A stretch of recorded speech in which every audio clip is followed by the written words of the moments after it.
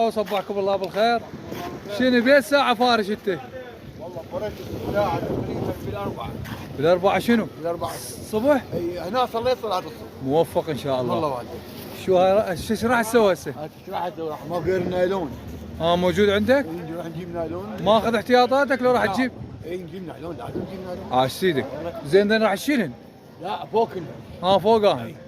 يا يا الله موفق ان شاء الله. المهم صلاة الجمعة وبيك موفق ان شاء الله. لا الصلاة لازم تقام ان شاء الله. ان شاء الله. ان شاء الله تقام الصلاة ان شاء الله. هذا مطر خير ان شاء الله. صدقة صلاة السر يقول كافة الانواع الجوية، ان كان حار كان مطر وان كان نصلي احنا نصلي.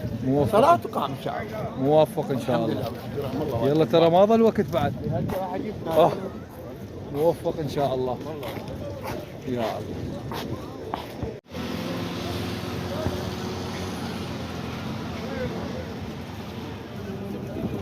سيدك يا أيها الذين جبت اللايلون؟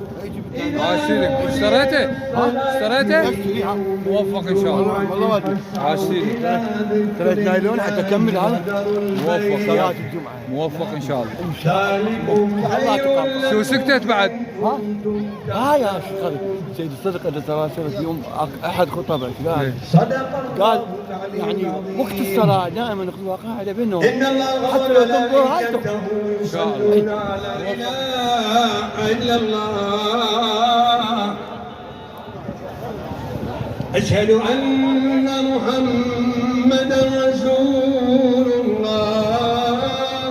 اللهم صل على محمد وآل محمد وعجل فرجهم. لأنه ليس له في الأمور العامة والمشكلات الاجتماعية الأساسية رأي ولا وجهة نظر.